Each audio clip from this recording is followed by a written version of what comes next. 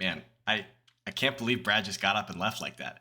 Like, he heard that Bowley wants to sign Ronaldo again, and he just, he got up and he left, and he just couldn't deal with it anymore. This is Red Card Radio.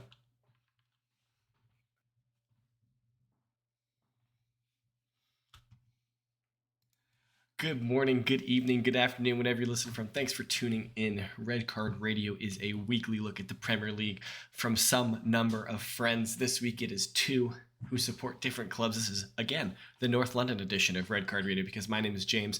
I support Arsenal. That guy over there, he's Sean. He supports Tottenham Hotspurs. Hello, Sean. How are you? How was your weekend? Are you well? I'm here. That's more than we can say for some people, right? But yeah, so if you are tuning in for the first time, if you've stumbled upon this podcast, we would really appreciate it if you hit that subscribe button. Give us a follow if you are on one of the podcast sites. Drop a comment if you're on YouTube. Ring that sub notification bell if you're there as well. Hit us up on Twitter. You can find our Twitter bios are in the description as well. We'd love to hear from you guys on Twitter. And then also join our Discord where we have a very robust conversation about soccer and other topics like chess, maybe Formula One, if that's what you're into, kind of the things that we're into that we kind of occasionally talk about here, but we can also get into outside of that. So if you could do all those things, it really does help us out. We really appreciate it. Share this podcast with a friend you know who likes soccer or football, whatever you call it, because we will refer to it as both here. But as always, there was football played last week, lots of it. So let me kind of set the stage slightly. So when we recorded last week's episode, there were still some Premier League midweek matches that need to be played. There were 8 of them that had yet to be played. So I've got all of the rest of match week 12 to go over, and then all of the weekend fixtures. So all 10 of the games that happened at the weekend. And I need to make a quick note because it wasn't 8 games, it was only 7 games because the Arsenal Manchester City game for midweek was postponed. So throwing that out there. COVID. No, it's the Queen. It was the Queen. Ain't no COVID. Anyway, let's quickly. Are you saying the Queen had COVID? I'm not saying that. That's not what I'm saying. All right. Let's take a look. Liz Truss had COVID. Right. Is that what it is? Okay. Got the league table pulled up here for you. As you can see, Arsenal are still in first position, though that gap between Arsenal and City is now down to 2 points. Manchester City are still in second. Spurs are still in third. Up into fourth, Newcastle United. Big congratulations to Newcastle United. They must have picked up some points this week. We will find out as we get into this week. Chelsea are down to 5th. United are in 6th. Fulham are up to 7th on 18 points. Liverpool are down in 8th on 16 points. Brighton are in 9th, and rounding out the top 10, moving into the top 10 is David Moyes and the boys, West Ham United. Loyal listener to the pod. He must be. I've been calling his head since match week 3. Yeah, my boy's in the top 10 now. Yeah. I gotta eat crow. Eat crow. Going to the second half of the table, we got Brentford are in 11th. Everton are in 12th on 13 points. Right there, they're knocking on the top 10. Crystal Palace are in 13th. Bournemouth are in 14th. Aston Villa are up into 15th. That must be good for their manager, right? Southampton are in 16th. Leicester are out of the relegation zone. Brendan Rodgers has dragged that team out of the relegation zone. They are in 17th. Now in the relegation zone, in the drop zone. The 3 teams, we've got Leeds United, Wolves, and Nottingham Forest, all on 9 points. Though, good for Leeds, they've played 1 less game than everyone around them. So Leeds could get out if they win their game, go to 12 points. Just as a caveat. So, that's what the league table looks like. So, for specific results in the league this week, for the last... Seanstradamus would like to make a proclamation. Okay, before I go into the results. Absolutely. Okay. Just specifically off the table. Oh, okay. Seanstradamus has seen the future. Okay. And is proclaiming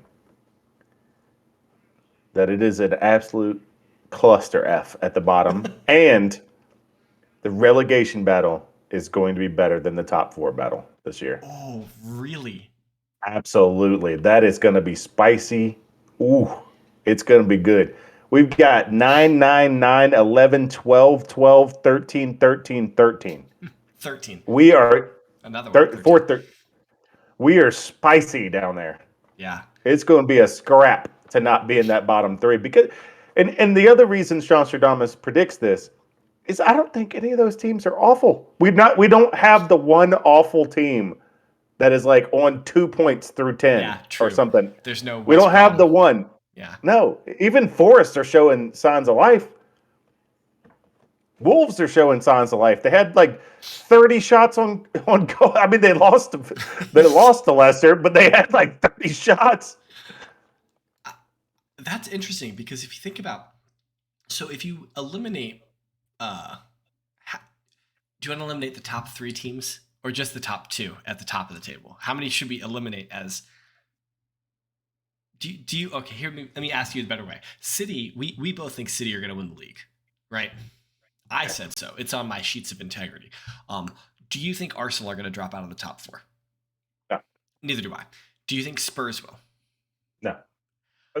Drop out, but maybe finish in. But so you think they're in the fight? You think they're in a fight for top 4? Yeah, I don't think it's guaranteed top 4. No. Okay, but we're gonna have to earn it. I agree with you. Newcastle, I guess they're in for a shout. Why not? They're in the fight. Yeah. Chelsea, Manchester United. Would you put both of them in for a shout? Yeah. Okay. Fulham. No. They're just trying to be 6th or 7th. Liverpool. Liverpool. I've written them off, brother. I've written them off. I got nothing. I am not prepared. They have 8 first-team players that are injured. Like, what do you make of this? This is 3 years in a row. What do you make of it? They don't have a doctor. I found out about this today. I saw this on Twitter today. They haven't had a doctor for 4 months. What are you doing? How are you a professional football team? You know what? I've been watching Welcome to Wrexham. They have a doctor. This is mind-boggling to me that they're one of the biggest football clubs in the world, and they don't have a team doctor. You don't have a team doctor. Who's writing the prescriptions for whatever they need? Like, do they actually have to like call up their primary care physician? Because they're calling Rite Aid. It's ridiculous, man. I don't know what's going on there. Absolutely insane. That's madness. All right. So I see your point. You go from 8th to 20th, and we're talking 7 points. Yeah. It's not as congested as the championship, though. that had the league leader with more losses than the league bottom. We'll have to do a look in on the championship. When we hit the World Cup break, we need to take a deep dive into what the heck is happening in the championship because what the bleep. Yeah. The team that's leading the league had more losses last week than the team that was 24th. It's madness.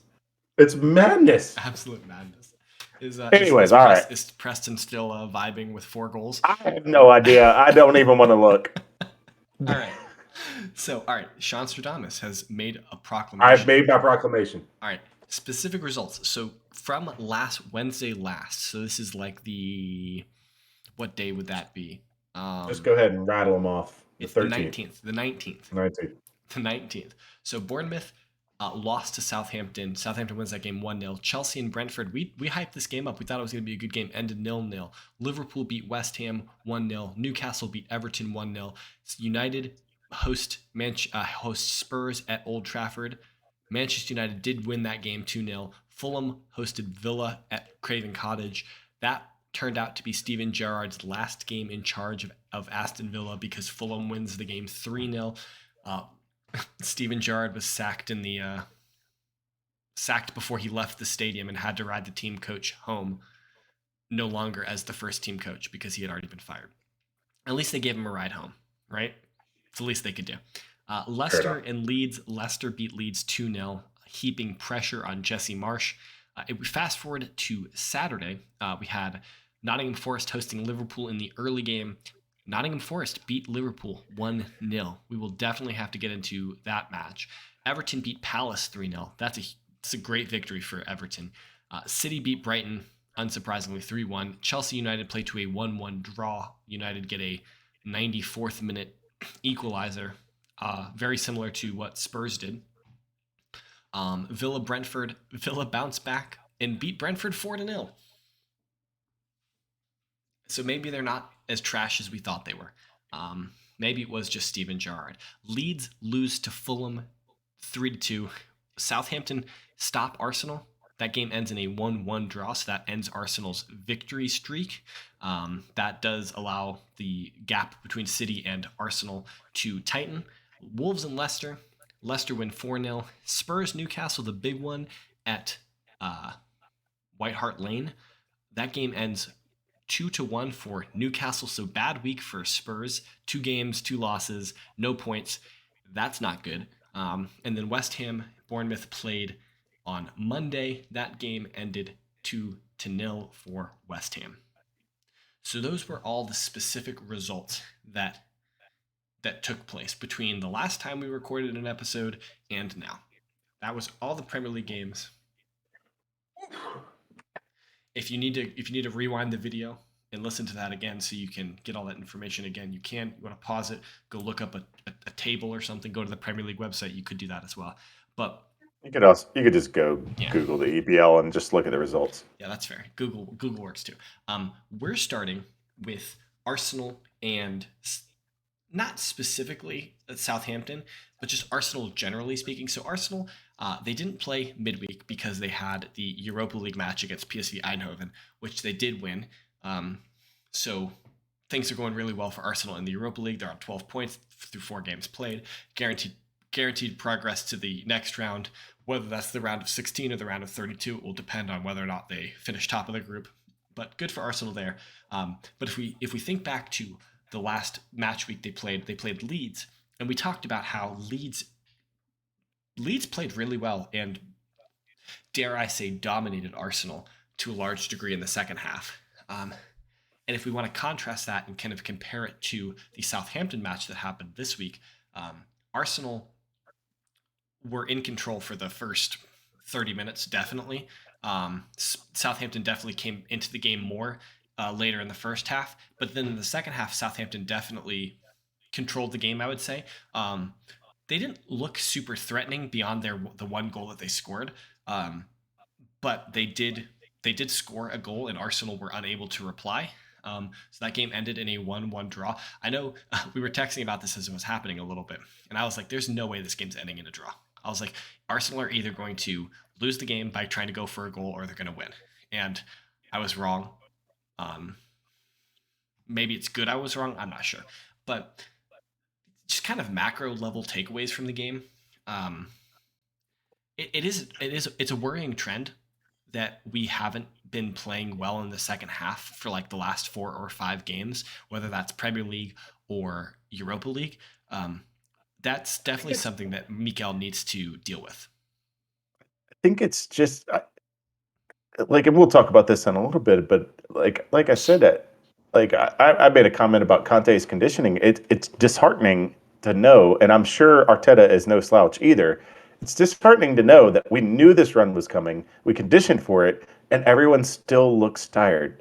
Yeah, I mean, like everyone prepared for it. We're making rotations for it. Yeah, it's just still it looks sluggish. I think kind of the issue for Arsenal is things Arsenal weren't expecting was to lose midfielders like we did. So I guess our major injuries so far this season, Mohamed El Neni has been out. He played 2 or 3 games, got injured in the Fulham match, and is out for 6 months. Alexander Zinchenko, he has played sporadically, but I guess that's kind of the nature of his career. If you look at his game time at City, it is definitely curtailed by injuries. So that's not good. Emile Smith-Rowe, who is expected to feature a lot in the midfield, also long-term injury won't be seen until January. So I all of the concerns that Arsenal fans had coming into the season are only exacerbated by the types of injuries we've had. Bukayo Saka and Granit Xhaka are playing way too much right now. Now, Granit can kind of take it because of his style of play. It's not meant to be overly pacey. He's not meant to run by people. But if you look at Bukayo, he's going to play every game for England at the World Cup. Yeah. Like, he's the best right-sided attacking player for England. So he's going to play.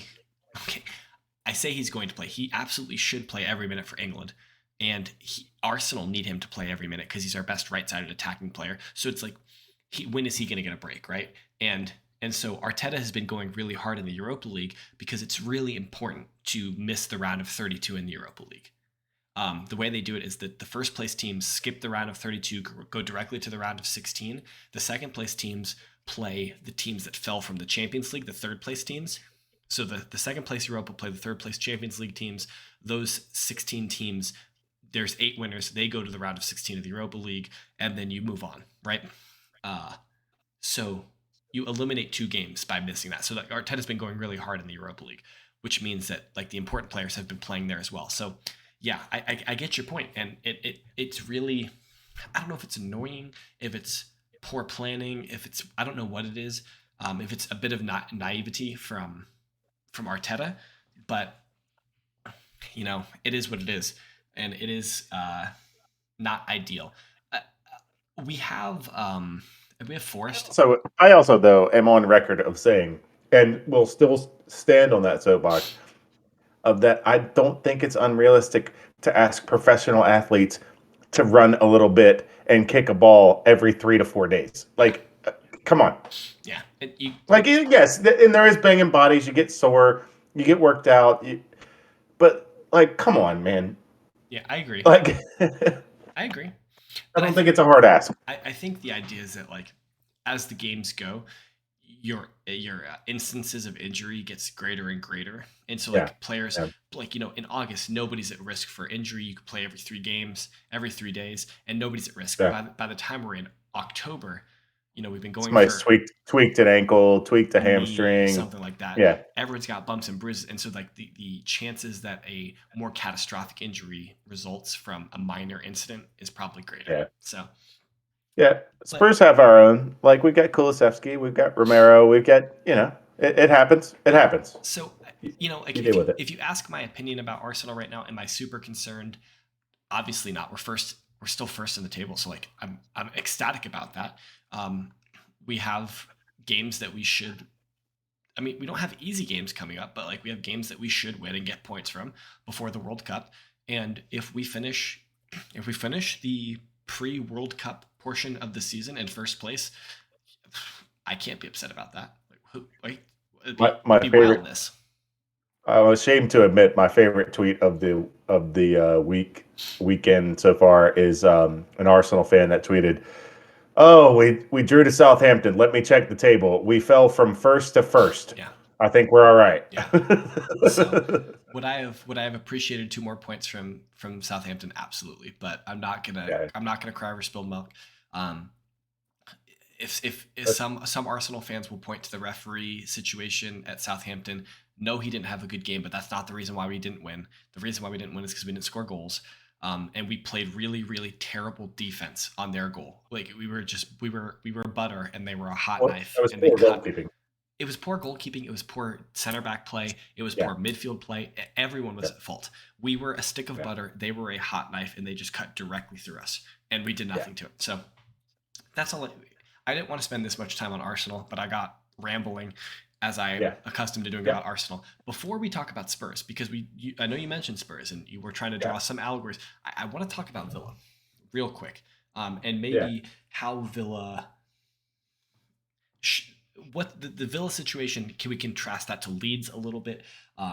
Just because you're going to have a unique perspective, and I guess we'll unveil that here shortly. But you'll have a unique perspective on that. But Stevie G getting just absolutely railed away at Fulham at Craven Cottage. Yeah. And then his players with I don't know, a player manager who managed. Who knows? And they scored. I texted the guys just question marks. I was like, Villa? Yep. It was 3-0 and 15 minutes. 14 minutes. In 14 minutes, they scored 3 It was goals. ridiculous. I missed the start of the game and turned it on, and I was like, "What is this?" So I was watching Ben Foster's podcast today, and he was talking because he's an ex-player, and he was talking about how when sometimes when a manager is on the hot seat, it's easier for players to kind of not try as hard, and like they kind of protect themselves a little bit, and then default to blame the manager, like, oh well, the reason why I'm not playing well is because the manager is bad. We need to get the manager out, and I'll start playing better. And so he was kind of like, it's kind of a terrible thing to do, but all players kind of do it a little bit. They blame the manager when they know they're on the hot seat because they're just out to protect themselves. But obviously, like this, if you look at this Villa team on paper, they're not that bad. They've got the 7th highest payroll in the Premier League. They've got players on this team. So their position in the league was not appropriate. Not appropriate, whatever that means. But like they should be higher. Now, and I think we all rate Brentford. Brentford's a good team, right? Yeah. Now, would this game have been different if it was at Brentford? Possibly. But I don't think so. Yeah, it's Steven Gerrard. It just seemed like there was always something brewing there. Like first it was Tyrone Mings, and then they couldn't score goals, and then just like everything just looked shambolic. Like they were in shambles for weeks. He was a dead man walking, it seemed like, for quite some time. And I think that the Villa board were hoping that they could eke a few more weeks out and try and convince a bigger named manager to come in, because all the reports were that they were trying to convince Mauricio Pochettino to take the job. But they have announced they have a new manager. It is Unai Emery. He is returning to the Premier League. I'm really excited about this. I'm a big Unai Emery fan. I'm very, I was disappointed about his situation at Arsenal, the way it ended. I thought he just had too many cancers that needed to be excised from Arsenal, and he got a few out, but he couldn't outlast all of them, and Arteta has gotten the rest of them out. So I'm very happy about Arsenal and the situation that we're in now, but I do root for Unai Emery because I think that he's a good coach, and I hope he does well in the Premier League. He got the Europa, didn't he? No, we got to the final and lost to Chelsea in the final, but he then proceeded to win the Europa League with Villarreal. No, that's what I meant. That's what I meant. He won while he was at Villarreal, right? Well, yeah, and he's won before. He won with Sevilla, so he's kind of the Europa League's maestro. So yeah, which should be it's good. That should be a good omen for Villa. Yeah. But I would like to point out that he has coached David Villa, Sevilla, Villarreal, and now Aston Villa. Yeah. We're just gonna make it Spanish. He has managed all the villas that there are to manage. Oh, that's good. In fact, to my knowledge, he has only coached villas. Villa. Oh yeah, I forgot about Arsenal. We got to work on what your villa is. Yeah, we'll get back to that.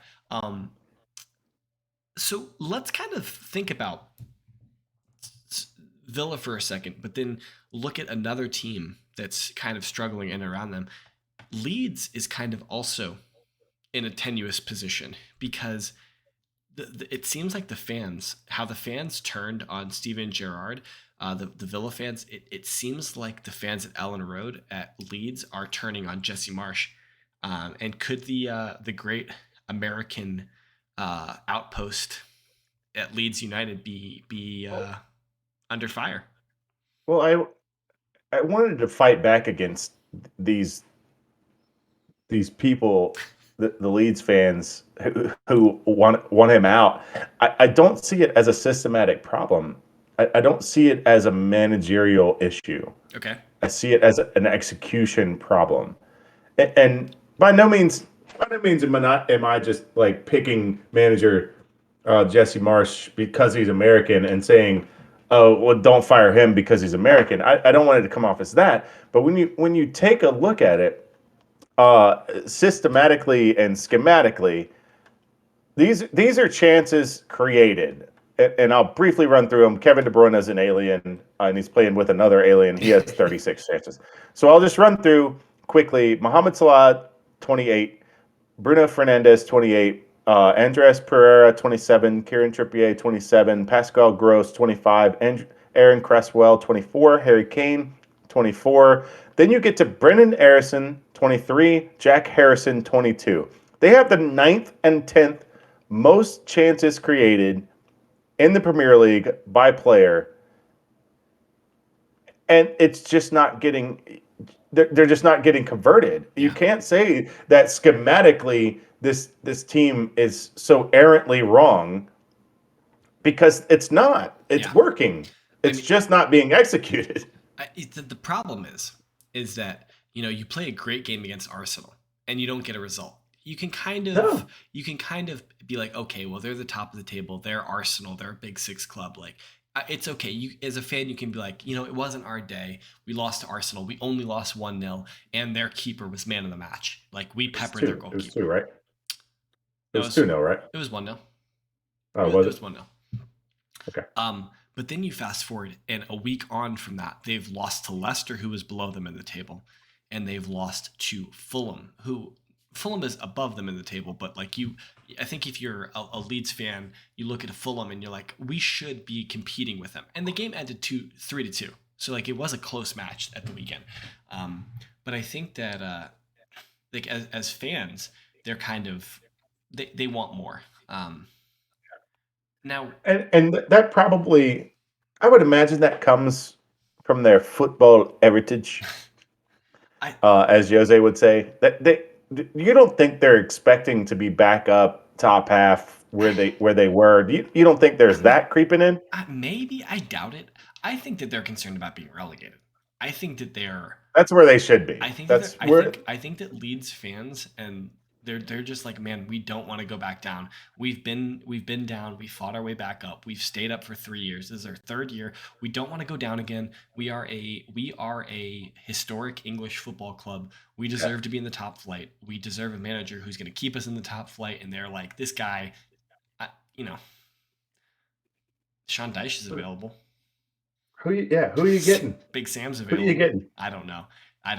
Like, and that's the problem is you go from Bielsa, who is this free-flowing attack kind of guy. You go to Jesse Marsch, who's maybe a bit more very similar. Yeah, a little bit more pragmatic, but very similar. Yeah, it's high press. Yeah, but more pragmatic, I think. But then you go like, you're gonna go get like a Big Sam, who's just like just hoof the ball up and pray that Bamford can head it in. Like, you don't want that if you're a Leeds fan. Sean Dyche, like, you don't want that. It's just. Here's an interesting one. Okay. Because Leeds have the money. Okay. Mauricio? Pochettino. Yeah, I mean he's the ever present project. I mean, guy. It's a project. It's a big club. It's a big name. Like, they're gonna have the Ellen Road's gonna be filled no matter what. Yeah. And it's not a small stadium. I mean, it's another Southampton situation. But like, when he was playing, Leeds were at the height. Yeah, but I wonder if Pochettino's just like, look, like Conte's going to be out of a job in 12 months. Like, I'll just wait for Spurs again. Whoa. Speaking of Antonio Conte and Spurs, he's probably vulturing around Liverpool waiting for Klopp to get fired. That's a possibility too. What is going on with this, man? What's that? With Spurs, like what's going on? Six available points to them over the last 2 games. Picked up none of them. They are still technically in 3rd, and luckily for them, City and Arsenal have dropped points in that period as well. And Chelsea have dropped. Chelsea dropped points. United dropped points. Newcastle were just like, man, screw it. We're gonna take our chance. But like, man, it's not been a good week over there in the white half of North London. Well, to be honest with you, I have not seen the United Spurs game. I was at work. Yeah, I was watching sports. Watching the cast, and I can understand. I can understand not wanting to watch that after the fact. I can understand that. Yes, yeah. All accounts, we looked uninterested. You guys looked really bad. what it was described on Al Gore's internet is we just looked completely uninterested, like we didn't want to be there, like it was just like a midweek practice, Yeah, you guys did not look good, which is and they did weird. what It's weird they to did. me. It is weird to have an uninspired team under Conte. That was Yeah, very uncharacteristic. because Conte is Um, entirely all about passion and desire, and if you don't give that to me, I'm going to cut your head off. yeah. Essentially. So what was different about the Spurs Newcastle game was that was there. I was able to rewatch that. I wasn't able to watch it live. Um, and that was there. We fought the whole game, the entire game. We actually controlled most of the game. I did send you guys a screenshot where it was like Yeah. 10 or 12 minutes in, Yeah. and we had like 7 shots, three on goal, and we had like 22% of the fucking possession. Yeah. I was like, what is going on Yeah. right now? You're just Because I getting the couldn't ball and shooting watch. it. Yeah. Yeah. I'm just looking at my phone like what is going on? That every time we've gotten the ball about 7 times and took a shot every time. Um, but it evened out and we ended up with more possession, which is indicative of the game I watched, where we seemed to control the entire game. First of all, that's a penalty or not. That's a foul call on Wilson all day, every day, 98 out of 100 times. They just give it for the keeper. You know, He takes the touch off the knee. He's not allowed to go get the ball because Wilson's in the way. That's a foul. yeah. What I've said to you earlier is I think the only reason that it wasn't given as a foul was because there's a perception that goalkeepers are overly protected, and so in an attempt to get rid of that perception, we're not going to give what is obviously a foul against Lloris as a foul. So We wouldn't even say. it's I tried to make sure I was measured in this. I'm not even going to say that it was definitively a foul I will. because the problem was when you go to VAR and Callum Wilson stands his ground. He does give a little when he sees Lloris is off balance. He gives a little shove just to make sure that he falls down, and then he turns around and goes back and gets the ball. I, I'm not even arguing that. You can see that, but when you go to VAR, you've already got the call on the field that it's a goal. You can't. That's not enough to overturn it. I'm not even arguing that. What I'm saying is, every other referee just gives that to the goalkeeper. It's a foul. It's a It's a foul foul. every single It's time. just such an odd play So that we shouldn't be dealing So with. everyone should, the way that you should look at this is if Callum Wilson does this to your goalkeeper and then scores, are you upset? And they don't call a foul. Yes, everyone's upset that it's that. Except Joel. Well, if Joel does that to Nick Pope and then Callum Wilson scores a goal, he's probably happy. But yeah, no, Joel, I will be interested about your opinion on this. Just because, Yeah. like, I'm not arguing if it was a foul or not because it is. Callum Wilson does physically stop. it's a foul. When you look at it in real motion, you don't see that. Yeah. What the ref saw, he doesn't see that. You look at it in slow motion, Callum Wilson stops. But if you don't give Lloris space and you block him off, that's a foul. That's the other point That's of a it is foul. that It's Lloris did make the contact with the ball. He got the knee to it. It went around. He was not allowed to pursue the ball from there. Yeah, he can't then go Yeah. make a second touch because he's been impeded. Yeah. It's obstruction. So the game should have ended 1-1. The game probably should have been won. We had so many chances. The second goal by Newcastle is completely on Royale and Longley. Longley gets sent for a hot dog by Riyad Mahrez. I mean Almiron. I don't know if you saw those quotes. Yeah. But that dude's completely reborn since those quotes. Apparently, if you haven't seen it, apparently Jack Grealish was appealing to some teammate, and was overheard saying, "We need to get Mahrez out of there. He's playing like Almiron." And since that quote, Almiron has scored 6 goals, and that's been about 4 weeks. He's been on a tear. Oh my gosh! So good for you, Joel. Shout out to Jack Grealish. I mean, Yeah, Jack Grealish will probably be a teammate in a year. Just saying. he's out of there. Um, yeah, like you can. First of all, bad kick by Lloris, but it should be corralled by Royal. He gets beat to the ball. He gets shielded off. Can't get around. Doesn't use his speed to get back on it. Like I don't know what he's doing. And then Longley gets just sent for a hot dog. Or maybe it was Sessignon. I'm attacking the wrong person. But either way, the wingback gets absolutely shielded off and no effort on the speed to make an effort back on the ball. Well, I've certainly seen some internet hate going towards Longley. Um, so Yeah, let's let me ask you this question because it does kind of seem like the Spurs universe is, I don't necessarily want to say turning on Conte, but there does seem to be a growing animosity towards Antonio Conte.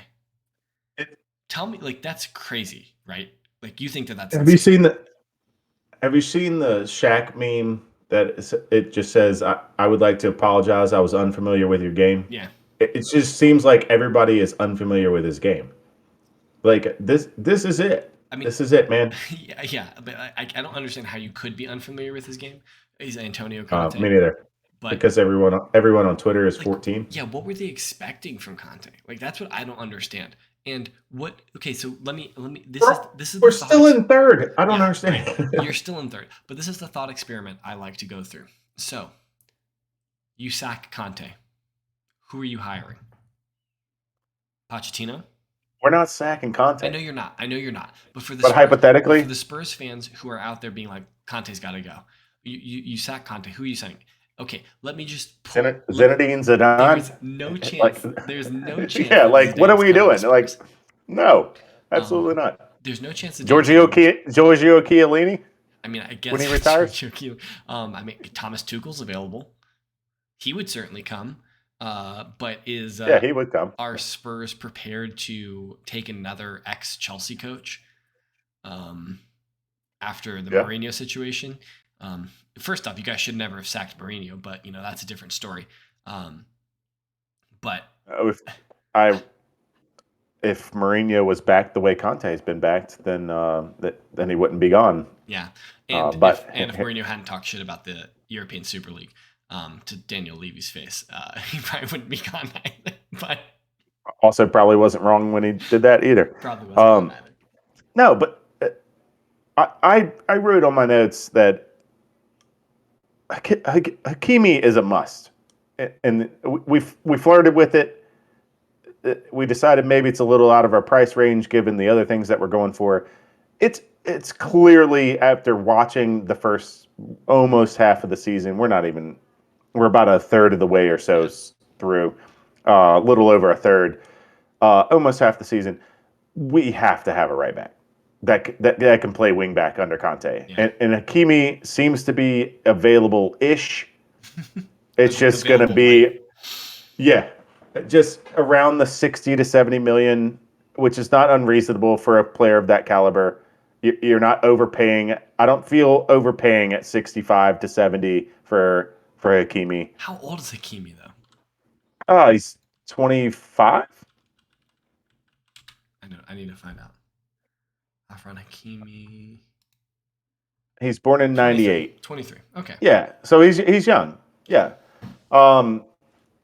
Yeah, I just think you just do it. Yeah. And then from there that kind of hampers the rest of the January because you would like another attacking. We clearly need someone else creative in attacking, and we clearly need another center back. So if it were up to me and we could only buy two players, I'd get Hakimi and a center back Yeah. and just deal with what we have. I mean, deal with what we have up top. We have Heung-min Son and Harry Kane. Like that's my reasoning. Is we have Son, Kane, Kulusevski, Richarlison. We can deal with that up top. Deal with that. So has Richarlison scored for you guys? Twice in the Champions League. He has not Okay. scored in the league yet. That's concerning, right? It is. Okay. It is concerning. Just It is concerning, but his play hasn't been poor It's just he because hasn't scored. yeah, it's been a lot of the same thing that Son's going through where his role has been relevant. And Salah this year, his role has been relevant. His goal scoring has been irrelevant. Yeah. Um, well, it just is becoming relevant because it hasn't come yet. But pulling defenders and setting up, and that's Yeah. important to a Yeah. team. And both Agreed. of them are doing that. And people need to realize that Son not scoring goals is not the end of the world because what he does is absolutely draw eyes of the defense. I Anytime he moves off the ball, he commands attention. I agree with you to a point, but when you guys are losing matches and not scoring enough goals and Yeah, there's production issues, then those questions have to be asked. You know, they do. I think we need to spend maybe some time during the World Cup break kind of talking about Spurs because you guys are kind of in an interesting space. Kind of like if you look at like the long term outlook of the club, in terms of you know like what Spurs will look like in 3 years' time. Like I think if you look at Arsenal, just as an example, because I'm an Arsenal fan, I can look at Arsenal and you look at the bones of that team. You say, I have a very good idea about what this team is going to look like in 3 years. I could tell you pretty clearly who I think will still be playing for Arsenal in 3 years, who will be important for Arsenal in 3 years. Um, I, I'm not a Spurs fan, so I don't know them as well as you do. But I look at Spurs and Harry Kane's getting older. He's constantly linked away. Reports coming out today that Son may or may not be interested in the next thing, whatever that is. Now, granted, can't really trust any reports in soccer journalism because it's all bullshit. Yeah, People make stuff up all of the time. But at the same yeah, time, you guys sign Ivan Perisic, who's 30 years old. Um, you know, Hoiberg is like 26, so he's but yeah. like 26, 27. you've got things going on there. Lloris is getting old, like so. I just that would be a curious thing to think about for a team like Spurs. Yeah, Conte and does we can not. have that discussion. Conte doesn't tend to be a 5 year guy. He's like tends to be like 3 or 4 years and he's gone. So that's a question that I think we could have. Um, My last comment on Spurs yeah, is that we sorely miss Kulusevski's creativity. yeah. It is just so visible since he went out, and we've done okay. Like, and then here's another plea to the Spurs fans.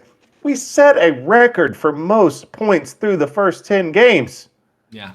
We set Club record, yeah. a club record. Yeah. Like, it's all right, man. It's It's okay. it's weird because it's the same thing that happened with Nuno. Is that like you guys were in like fifth or something like that? You were within striking distance of Yeah, but fourth we looked place. awful. Okay, but you guys look like there are games where I look at Spurs right now and I'm like, man, this is awful. Um, but I give them a Yeah, but pass. It's Yes, Conte and awful. that's the point is that I give them a pass because it's Conte awful, but Nuno awful as well. Can't touch that. So, um, a couple quick notes. I will bring up United. Both the Uniteds, Newcastle and Manchester, just kind of chugging along. Yeah. It's a good week for Manchester United, who 6 weeks I, ago we were relegating, and then they play Chelsea, Spurs, and I, Chelsea, and they get 4 points out of that. That's a good week for them. I don't know if Joel will like this or not. Okay. Um, that I point this out, but I was reminded by Twitter that I have, and this is a self reflection moment. I have been saying, oh, almost like it's a cute thing. Oh, look at Newcastle chugging along. They just been getting results, and look at them, they're right here. They spent $200 million between January and the summer, Yeah. and not that I'm bashing them or anything, but this is where they should be. Like, they bought good players to be a good team, and they are one. Like, Yeah. we should stop being surprised. Yeah. And but like at the same time, it's not like they spent like lavishly on. No, They spent you well. go. Their Yeah, you. spending was intelligent and it was Yep. um it fit the system You and it was you get Botman and Trippier and Wilson and Camaras and like all Dan these Burn yeah and yeah. players that can play in the Premier League, and there's a reason why they've been purchased. And yes, it's a Yep. lot of money, but Newcastle United are one of the biggest clubs in England. They deserve a board that supports them financially instead of a guy who sells mobile phones, who had no interest in being an owner of a football club. I just saw that note and it reminded me that I'm treating them with kid gloves. You shouldn't. Not That anymore. that I think, it's cute. Oh, Newcastle are doing great. When they've spent $200 million to be a really good team, and they are a really good team. So last year we had this debate for like 6 months about how long it would take Newcastle to get to the top. Were you in the sub 5-year group? Yes, absolutely. Now was our I, conversation how long it would take them to get into the Champions League or how long it would take them to win the title? Because I don't remember. Jim, I believe it was for battling for top four. I think you're right. And I think I scoffed at the idea that they would be doing it in 5 years. So Seanstradamus. that's it. That's all we got. We're just gonna end it on Sean knows things and James is stupid. But Yes, that's right. if you're still listening, hit the subscribe button so you can check back later this week for all of the other episodes where you'll get to hear Sean and I describe how he is so much more intelligent than me. Leave us a comment. What did you guys watch? What are you looking forward to? All those things. Got a thought? Let us know. Let us hear about it. There were a lot of games that we couldn't touch on, just time constraints. We went longer than we wanted to, but there were 19 games. So happens sometimes. But hit us up on subscribe, follow, 5-star review if you're on a podcast, all that stuff. Leave us a comment. Hit us up on Twitter. He is at @whiteheart_Sean. I am at James Tiffany. We collectively are at redcard_radio. And check back Thursday. We've got a news roundup. And then Friday, we've got a preview of match week 14. But it's actually only the 13th game. But, whatever. Stupid. But check back and watch those episodes. Listen to those podcasts. Until then, have a good one. We will see you guys next time. Good night.